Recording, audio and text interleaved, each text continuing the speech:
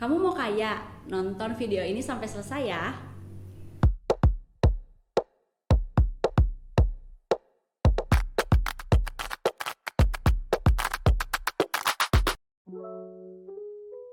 Halo semuanya, Assalamualaikum warahmatullahi wabarakatuh. Apa kabar?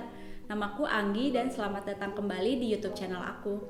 Hari ini aku mau membahas satu buku yang bagus banget, berjudul Rahasia Magnet Rezeki karyanya Ustadz Nasrullah.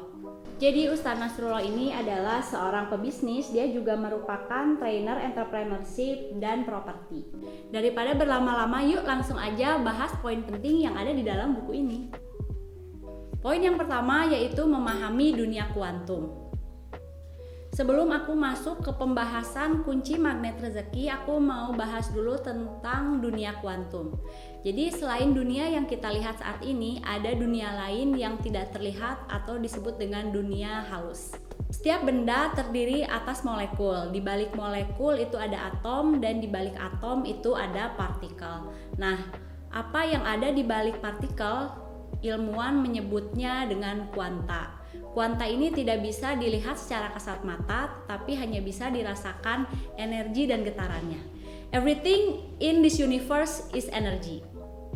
Contohnya sebuah handphone satu bisa terhubung dengan handphone yang lain itu dikarenakan ada jaringan dan kode-kode yang menghubungkannya. Aku juga mau kasih contoh lain nih, misalkan kita pengen liburan ke Korea. Saat kita berdoa pengen banget bisa berangkat ke sana, pikiran kita dipenuhi liburan ke Korea, energi di sekitar kita akan membantu kita untuk berangkat ke sana. Tapi gimana caranya? Nah, kita tinggal mengaktifasi saja kode-kodenya. Saat kita melakukan sesuatu, hal yang kita lakukan pasti berdasarkan pada pikiran kita. Pikiran merupakan kode nomor 1 yang bisa kita kendalikan. Lalu ada kode nomor 2 yaitu perasaan. Dan setelah itu kode nomor 3 adalah spiritual. Di titik inilah segala sesuatu terjadi.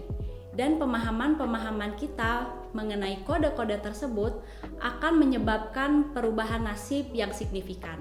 Jadi selama ini jika keinginan-keinginan kita itu belum terwujud, mungkin dikarenakan kita belum memasuki dunia kuantum. Hal tersebut sesuai dengan firman Allah pada surat Ar-Ra'd ayat 11 yaitu, sesungguhnya Allah tidak akan mengubah nasib suatu kaum kecuali kaum itu sendiri yang mengubah apa-apa yang pada jiwa mereka. Nah, selanjutnya kita akan memasuki pembahasan tentang kunci magnet rezeki yang pertama yaitu positive thinking.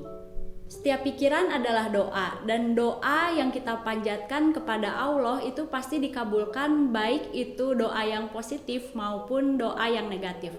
Hal tersebut sesuai dengan sabda Nabi Muhammad SAW, sesungguhnya aku berdasarkan kepada prasangka hambaku. Jadi mulai saat ini kita harus berkata yang baik-baik aja ya. Selanjutnya yaitu nasib kita akan ditentukan oleh proyeksi pikiran diri kita sendiri. Oh ya teman-teman, tahu nggak sih? Ternyata otak kita itu menerima 2 juta informasi per detik dengan kecepatan yang sangat tinggi. Kemudian setelah itu diproses dalam pikiran dan otak akan memancarkan 60 energi berupa pikiran setiap hari. Maka nasib kita itu akan sama seperti ibaratnya layar besar yang terpancar dari sebuah proyektor. Jadi apa yang ada dalam pikiran kita itu akan sama persis seperti yang muncul menjadi nasib kita. Istilahnya yaitu garbage in, garbage out, diamond in, diamond out. Pada saat pikiran kita dimasuki oleh informasi dan sesuatu yang negatif, maka akan menghasilkan output yang negatif pula. Begitu juga sebaliknya. Pada saat pikiran kita dimasuki oleh informasi yang positif dengan energi yang berkualitas, maka hal tersebut akan berpengaruh pada nasib kita. Nah, hal tersebut dikenal sebagai the law of projection. Alam bawah sadar kita itu ternyata tidak memancarkan apa yang kita inginkan, tetapi apa yang kita fokuskan. Yang menjadi doa itu bukan keinginan, tetapi apa yang difokuskan. Dan yang terkabul adalah apa yang kita fokuskan, tetapi bukan apa yang kita inginkan. Contoh ya, misalkan aku suruh teman-teman buat nggak nengok ke belakang. Teman-teman, please jangan nengok ke belakang ya. Please banget, kalian jangan sampai nengok ke belakang. Nah, pasti teman-teman bawaannya pengen ngelihat ke belakang terus kan? Itulah otak kita. Otak kita itu tidak menghiraukan perintahnya, tetapi dia hanya berfokus pada tema dan topiknya. Saat kita berkata, gak mau gagal, pokoknya aku gak mau gagal, yang ada kita malah gagal beneran. Terus misalnya kita juga berpikiran, gak mau miskin, pokoknya aku gak mau miskin, yang ada kita malah jadi miskin beneran. Nah, makanya mulai saat ini, yuk kita biasakan untuk berkata yang baik, berpikiran yang baik, agar hasilnya juga akan baik. Kita juga harus terus berhusnuzon ya pada segala hal. Kunci magnet rezeki yang kedua yaitu positive feeling. Kehidupan manusia itu sudah sempurna, tidak ada yang cacat. Bahkan saat kita ditimpa oleh musibah yang amat sangat besar, hal tersebut hanya akan menjadi inspirasi bagi kita untuk lebih kuat dan berjuang. Masalah dan musibah itu ibarat sebuah bungkus permen.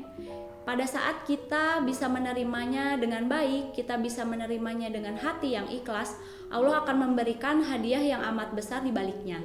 Saat kita kecewa, saat kita marah, sedih, depresi, stres, maka lingkungan di luar kita akan mengalami hal yang sama. Teman-teman tahu nggak sih tentang penelitian air yang dilakukan oleh Dr. Masaru Emoto? Jadi Dr. Masaru ini dia menguji sebuah air di dalam gelas yang diucapkan kata-kata yang baik dan kata-kata yang kurang baik.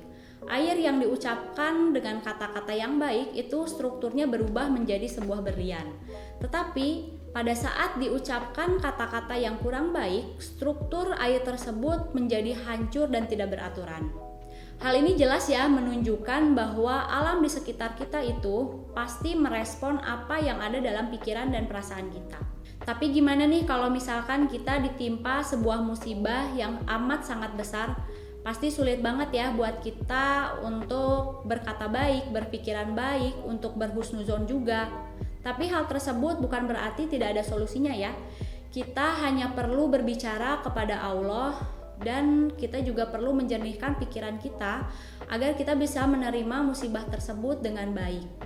Berbicara dengan Allah itu banyak caranya. Kita bisa ngaji, kita bisa sholat sunnah, sholat fardu, kita juga bisa sedekah dan mengikuti majelis ilmu. Kunci magnet rezeki nomor 3 adalah positive motivation.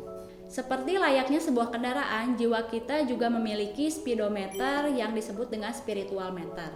Zona nafsu itu berada di angka negatif 1 sampai negatif 8. Semakin besar angkanya, maka semakin besar pula energi negatif dan negatif motivationnya. Lalu ada zona takwa. Zona takwa ini ada di angka 1 sampai 8. Sama juga semakin besar angkanya, maka semakin besar juga positif energi atau positif motivationnya. Ketika kita memasuki zona takwa ini, maka keajaiban hidup akan mulai terjadi. Kebahagiaan kehidupan juga akan kita rasakan dan rezeki juga akan semakin mendekat. Tapi angka ini tidak akan berada terus di satu tempat ya, pasti naik dan turun. Hal tersebut dipengaruhi oleh trigger di luar diri manusia dan kekuatan manusia itu sendiri. Manusia yang kuat adalah manusia yang mampu mempertahankan kondisi jiwanya di kondisi yang positif. Dari sini kita bisa menarik kesimpulan ternyata makna dari sebuah rezeki itu sangatlah luas. Rezeki bukan hanya tentang materi, tetapi rezeki itu bisa berupa kesehatan, keridhaan dari Allah, kemuliaan akhlak, ketenangan batin, keselamatan dari fitnah, dan lain-lain.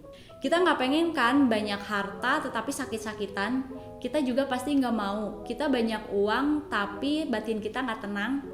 Rezeki itu didapatkan dari mereka yang membahagiakan manusia lain. Jadi teman-teman mulai sekarang banyak-banyak bersedekah ya. Rezeki didapatkan dari mereka yang membahagiakan Tuhannya.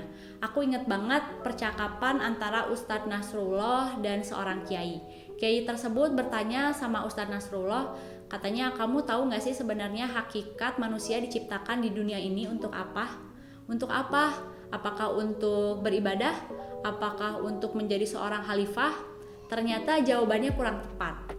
Jawabannya yaitu manusia diciptakan di dunia ini adalah untuk dimuliakan dan dimanjakan. Masya Allah, ternyata Allah itu gak mau ngelihat kita bersusah hati. Allah gak mau ngelihat kita sedih. Allah juga gak mau ngelihat kita hidup susah. Tetapi dikarenakan dosa yang kita lakukan setiap hari, kehidupan manusia itu menjadi makin sulit. Ketika kita hidup penuh kehati-hatian dari berbuat dosa, maka Allah akan membuat kita merasakan surga sebelum merasakan surga yang sebenarnya. Tapi tentunya dengan ketentuan dan syarat-syarat yang Allah berikan kepada kita. Jadi setiap hal yang kita nikmati di dunia ini, setiap hari, setiap detik, kita harus mensyukurinya. Karena hal tersebut merupakan anugerah dari Allah. Bahagiakanlah Allah, maka Allah akan membahagiakan kita lebih. Allah akan memberikan rejeki yang mengalir begitu dahsyat. Gimana? Bagus banget kan isi bukunya? Yang paling aku suka dari buku ini juga membahas keajaiban-keajaiban dari perspektif ilmiahnya. Biar lebih ngena banget di hati teman-teman, aku saranin teman-teman buat langsung aja baca bukunya secara lengkap. Buku ini juga sebagai pengingat bahwa kita harus selalu bersyukur di setiap saat. Oke, sekian dulu pembahasan buku Rahasia Magnet Rejeki karyanya Ustadz Nasrullah. Mungkin teman-teman ada yang udah baca bukunya dan pengen menambahkan poin-poin penting yang ada dalam buku ini, silakan komen di bawah. Dan untuk teman-teman juga yang pengen kasih kritik dan saran untuk kedepannya aku harus bikin video apa, membahas buku apa, silahkan komen juga di bawah. Terima kasih untuk teman-teman yang sudah menyempatkan waktunya untuk menonton video ini dari awal sampai selesai. Jangan lupa like, komen, subscribe, dan share video ini ke teman-teman terdekat kalian. Jangan malas baca buku ya. See you next time. Dadah. Assalamualaikum warahmatullahi wabarakatuh.